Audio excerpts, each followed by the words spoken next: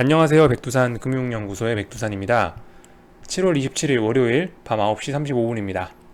오늘 코스피는 굉장히 많이 올라서 마감을 했습니다. 제가 오늘 아침에 영상을 찍을 때만 해도 290대였는데 295까지 장중에 거의 뭐 찍고 내려왔죠. 그죠? 하루에 5포인트가 왔다 갔다 한 거예요. 원래는 오늘 FOMC 회의가 이제 3거래일쯤 남았으니까 뭐 지가 올라봐야 너 더군다나 위에 무거운 저항이고 이러니까 뭐 올라봐야 네가 얼마나 오르겠니 라고 생각을 했는데 하루 만에 5포인트를 올랐다가 뭐 조금 빠진 상황입니다. 그럼에도 불구하고 재미있는 거는 보시다시피 어떤 이 정도 급의 급등이면 거래량과 뭐 어떤 눈에 띄는 외국인들 매수 수량이 동반될 것 같은데 보시면은 그렇지는 않습니다. 오히려 거래량이 선물 거래량도 줄어들고 또 그리고 뭐 외국인들 매수 수량이라든가 뭐 수급도 지극히 일상적인 날 이 장대양봉을 생각해 보면 정말 내용은 보잘것이 없는 상황이죠. 자, 아무튼 그래서 앞으로 일어날 일에 관해서 조금 생각을 해보자면요. 여러분들 지금 제가 오늘 아침에 말씀드린 내용이 있습니다. 모든 것이 미쳐 돌아가고 있다. 모든 것이 뽕을 뽑고 있다. 제가 아침에 뭐 이런 식으로 말씀을 드린 것 같아요. 대표적으로 아침에 좀 길게 말씀드린 게 금에 관련돼서 금이 전고점이 2011년 전고점이 있는데 이거를 야 쉽게 넘어가겠느냐, 이거를 이렇게 거래량 없이 넘어가서 되겠느냐라는 말씀 드렸고, 그 외에 뭐 여기 보시면 짜불짜불 올라가고 있는 이런 10년물 채권, 또 그리고 폭등하고 있는 유로화, 또 그리고 뭐 하여튼 지금까지 많이 오른 구리, 뭐 원유, 하여튼 이런 것들을 보면 전반적으로 지금 시장 상황이 어떤가요, 여러분들? 시장 상황이 차분하지가 않습니다. 이거 무슨 얘기냐면 보통 평상시에 이렇게 나긋나긋 하다면은 지금은 뭐예요? 삐죽삐죽 하죠. 삐죽삐죽 하다는 거예요. 어떤 광기가 아주 특히 거의 이제 FOMC라든가 이런 큰 이벤트를 앞둔, 사실상 거의 저는 이제 나스닥조차 쌍고점 부근까지 와 있고 해서 거의 끝났다고 보고 있는데, 원래 마지막이 화려한 법인데 이렇게까지 지금 화려한 짓들을 하고 있다.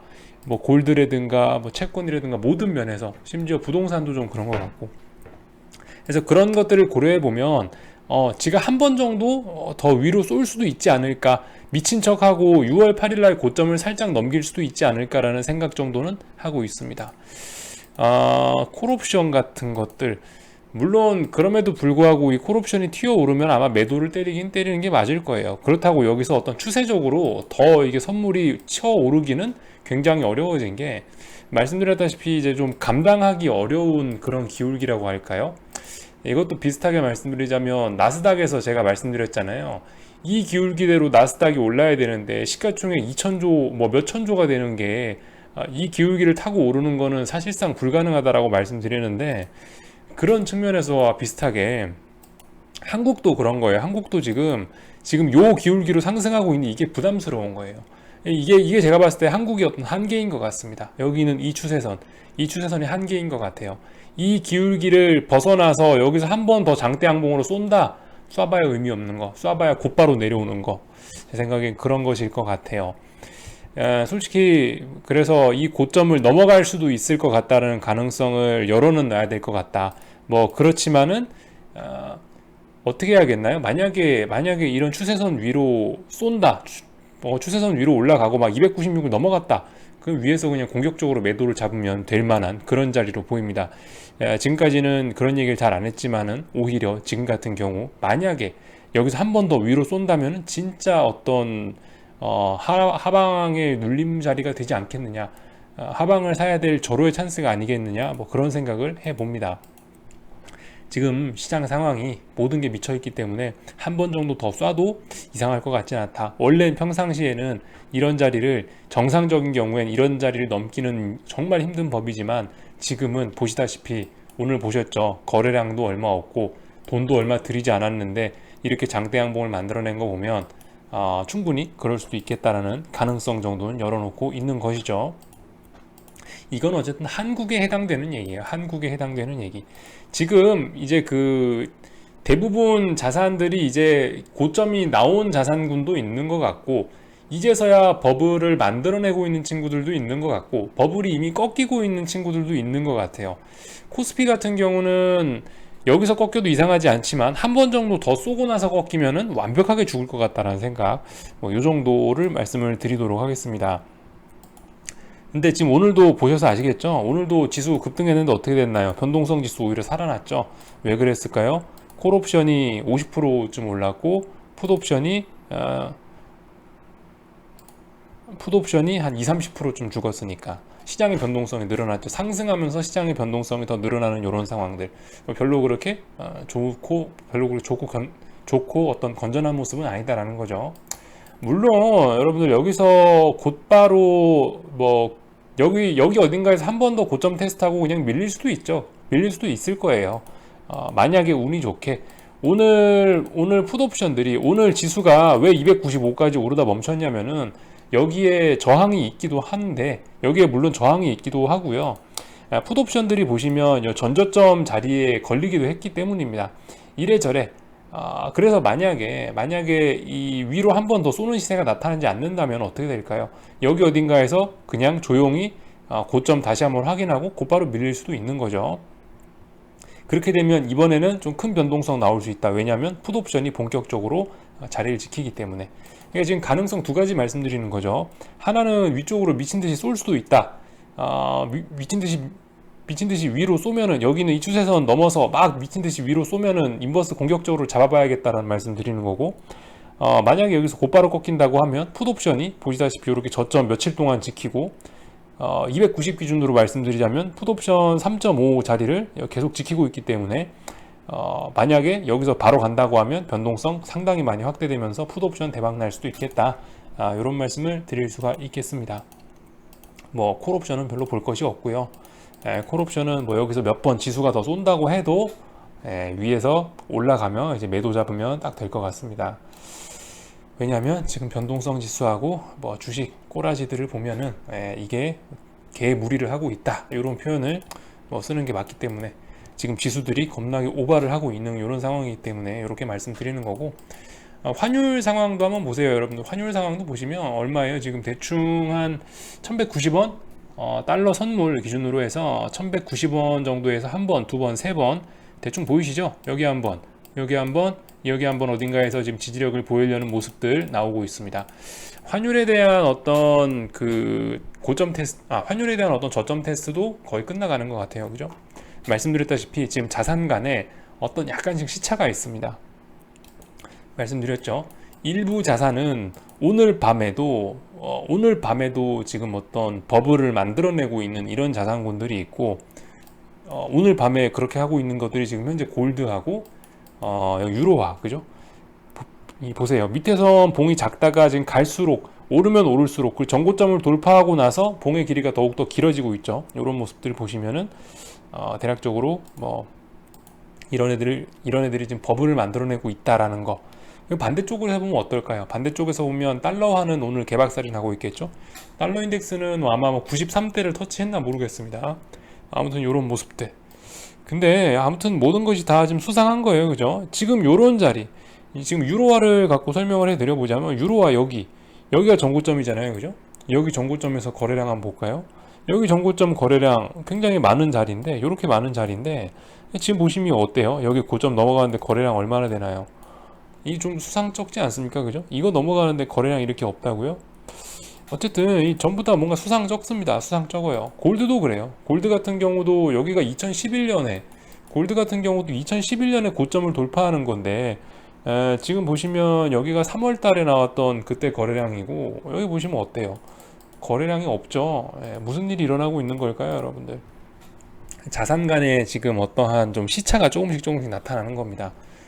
골드와 유로와 같이 저렇게 미친 듯이 이렇게 좀 위로 지금에서야 쏘고 있는 종목들도 있고, 기존에 강했던 종목들, 예를 들면 나스닥 같은 경우는 이미 7월 21일 날 어떤 쌍고점을 확인한 상황이고, 물론 이게 진짜일지 아닐지는 이번 주에 아마 한 번쯤 더 확인을 할 것 같습니다만은, 일단 이미 쌍고점이 나와서 밀리고 있는 친구들도 있고, 또 하나 여기 더 있죠. 여기 구리 같은 것도 지금 밀리고 있는 놈들도 있고, 이제서야 슬슬 어떤 둥근 천정형으로 이제서야 좀 힘을 다해가는 그런 친구들도 있습니다. 유가, 국제유가 같은 거.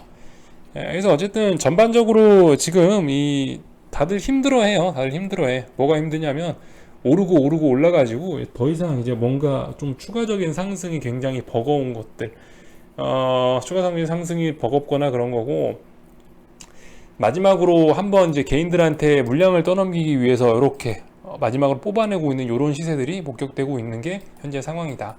여러분들은 현재 어떤 그 빅숏의 영화 주인공의, 그죠? 빅숏의 영화 빅숏의 한복판에 와 있는 게 아니냐, 약간 이런 생각을 좀 하고 있습니다. 어쨌든 그래서 요번 같은 경우 그 2008년 금융위기와 조금 다르게 지금 같은 경우는 여러분들 터질 때가 굉장히 많아요. 그래서 굉장히 조심을 하셔야 됩니다. 2006년, 7년, 8년에는 그나마 실물 경제가 좀 괜찮았는데, 여러분들 지금은 진짜 최악이에요. 지금 진짜 최악이야. 2008년에 만들어 놓은 암덩어리를 2006년, 7년, 8년에 과해놨던 거기서 만들어 놨던 암덩어리를 양적완화라는 진통제를 먹으면서 그냥 10년을 버텼거든요. 이제는 전이가 되지 않은 데가 없습니다. 이제 전 세계 곳곳에 버블과 유동성이 만들어낸 부작용들이 퍼져서 이제는 뭐 거의 사망 직전이에요. 원래 가만히 있어도 죽을까 말까 고민했었는데 코로나가 지구촌의 사람들뿐만이 아니고 경제도 박살내고 있는, 그죠? 이미 중환자가 된 경제 상황에 진짜 강력한 그 펀치를 한 대 날리는 겁니다. 결정타를 날리는 거죠. 지금 생각하셔야 될 거, 제가 다시 한번 강조를 드리지만은 2011년에 유로존 재정 위기가 터졌었죠. 그때 유로존 정부들, 부실한 정부들이 버블이 어마어마하게 많았었는데 그거 해결되지 않았습니다. 유로존 문제. 그리고 또 하나 약한 고리, 중국이겠죠. 중국. 2008년 이후에 미국의 양적 완화 빨로 가장 연 7%씩 성장한 게 중국이잖아요. 중국 통계 집계조차 안 됩니다. 얼마나 버블이 많은지 집계조차 되지 않아요. 중국 시장의 어떤 버블. 또 그리고 지금 뭐 버블이 안 낀 데가 없어요. 예를 들면 미국 채권 시장, 이거 보이시죠? 세상에 아무리 미국 정부라고 하지만 돈을 10년 빌려줬는데 10년 만기 채권인데 금리가 0.5%됩니다. 이 한번 생각해 볼 만하지 않을까요? 좀 너무하지 않으십니까? 아무리 미국 정부래지만 0.5%라. 또 그리고 주식시장 버블, 뭐 말할 것도 없죠. 주식시장 버블, 특히 미국 주식. 한국 주식은 버블이라고 하긴 솔직히 좀 뭐합니다. 다만 지금 큰형님이 버블이기 때문에 큰형님이 죽으면 어쩔 수 없어요. 동생이 죽는 거기 때문에 한국은 어쩔 수 없습니다. 좀 불쌍한 감이 있지만 어쨌든 미국 주식 버블, 선진국 주식 버블. 또 그리고 뭐예요? 부동산 시장조차 뜨겁게 달아오르고 있죠. 뭐 하나 버블이 아닌 것이 없다는 생각이에요. 그나마 좀 버블이 없고 건전한 거는 제 생각엔 유가 정도?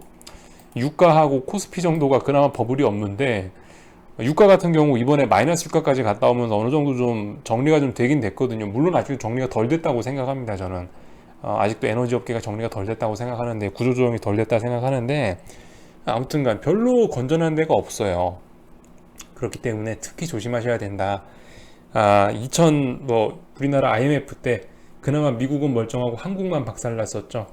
그리고 뭐 2000년 IT 버블, 나스닥은 박살나고 코스피는 그래도 어느 정도 좀 선방했었던 것 같고요. 2008년 금융위기 때 그래도 뭐 그죠? 미국이 좀 많이 좀 꺾여서 그렇지 뭐 괜찮았던 나라들도 있는 것 같은데, 이번에는 여러분들 돈이 너무 많이 풀렸습니다. 한번 그런 부분 생각해 볼 필요가 있을 것 같아요. 돈이 너무 많이 풀려가지고 지금은 뭐 어디 안 아픈 데가 없습니다. 지금은 지구촌 곳곳이 지금 뭐 거의 뭐 중환자라고 생각하시면 될 것 같아요. 그래서 만약 인버스를 들고 계신 분들이 있다면 이 쉽게 팔아서는 안 되는 자리다. 그리고 지금도 천천히 모아가야 될 만한 자리이다. 뭐 이런 말씀을 드리고 있습니다. 미국 주식, 미국장 얘기만 조금만 하고 마치도록 할게요. 사실 뭐 딱히 미국장도 그리 할 얘기는 없는데, S&P 삼각수렴형, 그죠? S&P 삼각수렴형 이제 끝자리 다 왔는데, 아마도 S&P도 여기 어딘가에서 쌍고점을 한 번 더 확인을 아마 하긴 할 것 같습니다. 나스닥도 그렇고요. 나스닥도 보시다시피 쌍고점을 만들어놨는데 너무 고점이 조금만 낮아졌다고 했죠. 거의 수평선에 가깝습니다. 그렇기 때문에 아마 이번 주에 여기 어딘가에서 또 다시 고점을 한번 확인하면서 밀려 내려올 가능성이 높습니다. 지금 현재 아무튼 그래서 이렇게 추세선들 그어놨는데 대부분 추세선 밑에 있고, 글쎄요, 이번 주는 약간 좀 혼조세 뭐 이런 느낌이 아닐까 싶네요. 이번 주는 고점 테스트 뭐 아니면 여기 박스권 내에서 노는 이런 혼조세 모습이 뭐 기대가 되는 것 같습니다. 중요한 이벤트들 29일날 중요한 이벤트들이 있다고 말씀드렸고, 30일날 뭐 구글이라든가 아마존이라든가 애플이라든가 실적 발표 있다는 거 잘 기억들 하시고, 한 가지 더 있더라고요. 참, 그 미국 정부 부양책도 뭐 하여튼 29일인가 30일쯤에 뭐 어떤 얘기가 나온다 하더라고요. 그러니까 이번 주가 그러니까 진짜 중요한 이벤트들이 다 몰려 있습니다. 슈퍼 웬즈데이라고 제가 아침에 제목 써놨는데요. 진짜 슈퍼 웬즈데이예요. 그래서 지금 보시면 그런 굵직한 이벤트들이 있기 때문에 이렇게 쇼를 하는 거예요. 금 아니면 유로화 이런 것들이 이렇게 쇼를 하기 쉽지가 않은 자산들입니다. 환율이잖아요, 그죠? 환율 같은 게 어떻게 이렇게 움직여요? 근데 지금 몇 프로 움직인 겁니까? 이런 것들 FOMC나 이런 큰 변곡 이후에는 어떻게 될지 한번 생각해 봐야 되는 겁니다.